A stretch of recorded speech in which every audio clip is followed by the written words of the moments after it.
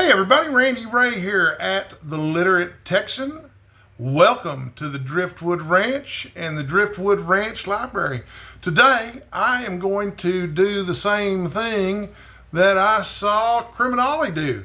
I am going to shop my own shelves for books to read during the Read What You Own Challenge, which I have never participated in before for various reasons. You can see my old videos on the subject.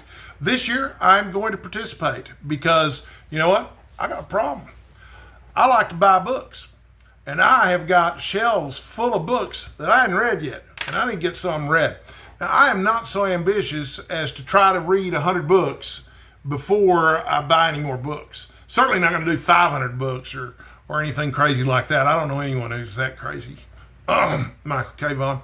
But, okay, so the idea is for me to read books off my own shelves. I thought you might get a kick out of the stuff that I just grabbed somewhat randomly as I reacquainted myself with my own Driftwood Ranch library here.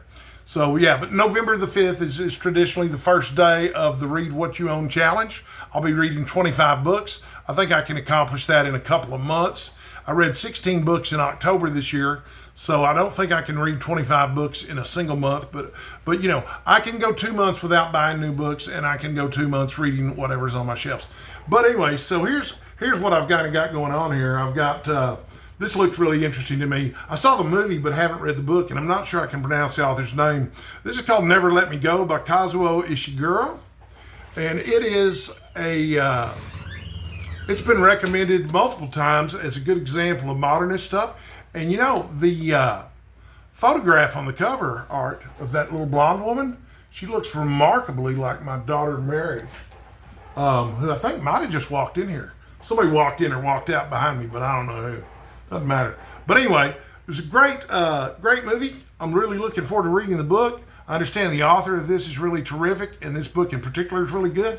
So I'm looking forward to digging into this. One of the biggest treats in the last 3 or 4 years of reading for me was an Amor Towles book called A Gentleman in Moscow. And I followed that up by reading The Rules of Civility, but I haven't read his other books yet. But I've got The Lincoln Highway, a novel by Amor Towles here.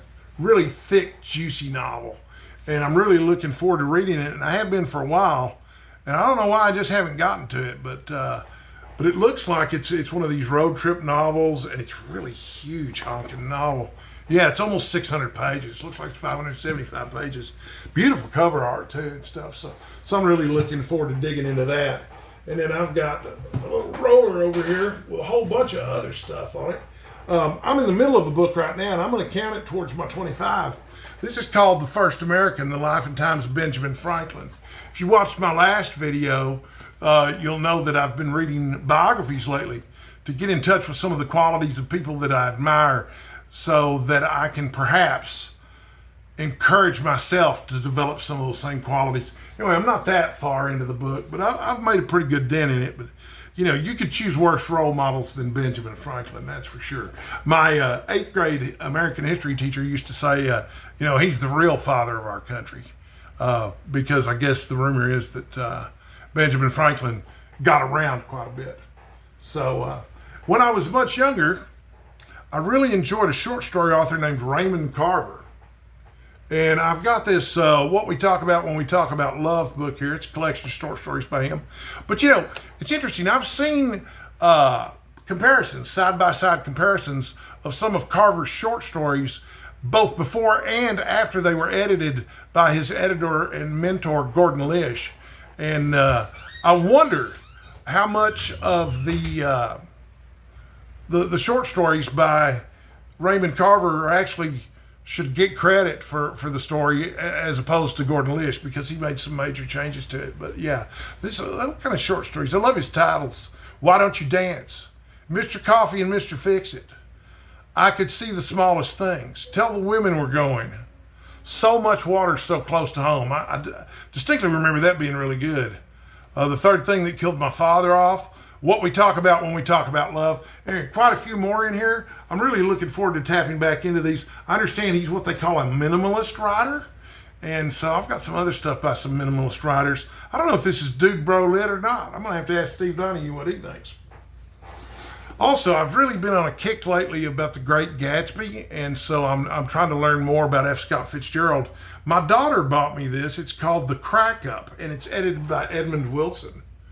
And let's see here. The Crack Up was an essay by F. Scott Fitzgerald having to do with his wife Zelda and one of her trips to the mental hospital. But it says, with other miscellaneous pieces by F. Scott Fitzgerald, together with letters from Gertrude Stein, Edith Wharton, T.S. Eliot, Thomas Wolfe, and John Dos Passos. I love John Dos Passos. I don't have any of his books, but I love him. And essays and poems by Paul Rosenfeld, Glenway Westcott, John Dos Passos, John Peel Bishop, and Edmund Wilson. It's first published by New Directions in 1945 and is now being rediscovered by a new generation of readers. I'm part of that new generation, folks. So I'm looking forward to digging into that. I've got a book here by Anne Lamott, author of Bird by Bird, which is terrific. I've read it. This is called Hard Laughter, and it's a novel. And I haven't read it. I don't know what it's about. But Bird by Bird was so great by Anne Lamott that I was willing to read anything by her. I don't know how I came across this particular novel, but it looks pretty thick. Writer and sometime house cleaner Jennifer is 23 when her beloved father Wallace is diagnosed with a brain tumor. Bummer, man. This catastrophic discovery sets off Anne Lamott's unexpectedly sweet and funny first novel. I like sweet and funny. Sounds like something that Tom Hanks should appear in the movie version of. It's made dramatic not so much by the course of Wallace's illness as by the emotional wake it sweeps under Jen and her brothers, self-contained Ben, and feckless, lovable Randy. That's my name. With characteristic affection and dead-on accuracy, Lamott sketches this offbeat family and their nearest and dearest as they draw ever closer to the intimacy Jen prizes among the other estimable things: good music, good hard laughter, good sex, good industry, and good books. If love is details, so is storytelling, and Anne Lamott excels at it. Her way with analogy, metaphor, and evocative detail is subtle. Her ability to shift from the specific to the general to the specific again, superb. And this was a review that was published in The Nation, which, it's appropriate to be quoting The Nation on today of all days because I'm recording this on Election Day. And The Nation is basically the magazine or the newspaper for Democrats in this country. I've also got Hard Times with the original illustrations. It's the Oxford edition by Charles Dickens. One of my goals over the next year or so, maybe even less, is to read everything by Charles Dickens. 15 novels, 5 novellas, I don't know how many short stories and nonfiction pieces. But Hard Times, I guess, is definitely a novel set in Coketown, which is based on the author's observations of Preston, a classic work about industrial England. So if you want to read about industrial England, Dickens is probably the man. As a boy, he worked in some of those places that took advantage of all those kids. One of my other goals over the next year and a half, 2 years, is to completely read the complete works of Shakespeare. I've probably read 15 or 16 of his plays at this point, all the sonnets and all the other big poems.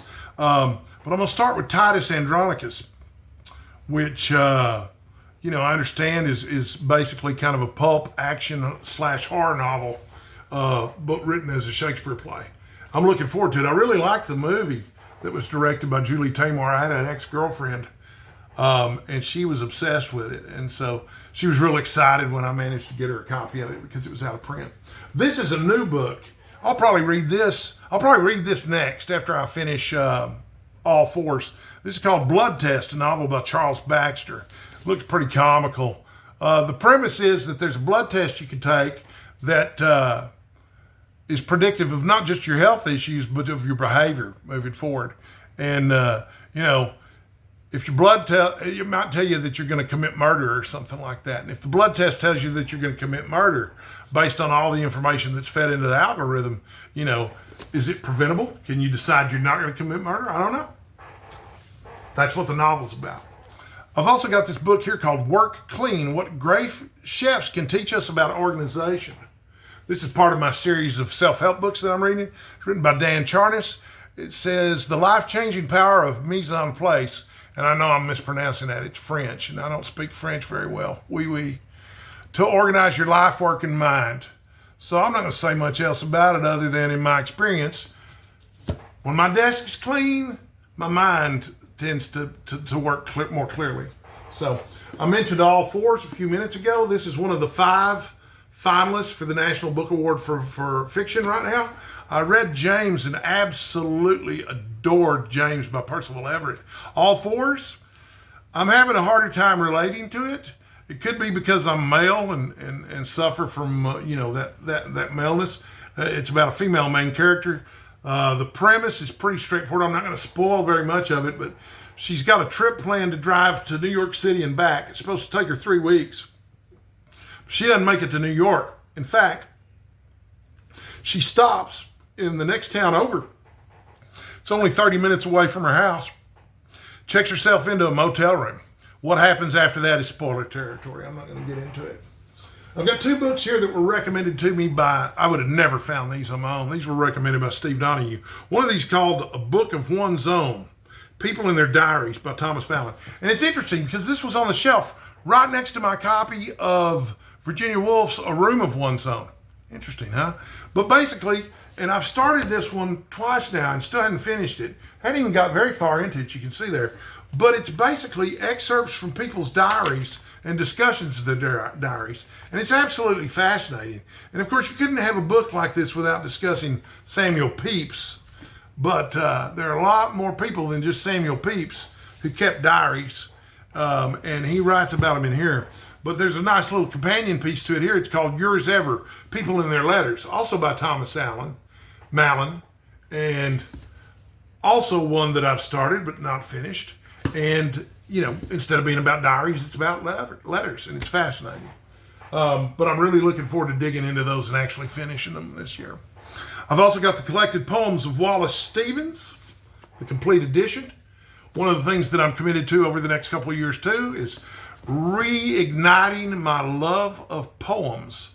And Wallace Stevens is terrific, especially the one about the Emperor of Ice Cream. And I can't claim to understand it, but my understanding is you don't necessarily have to understand every poem you read.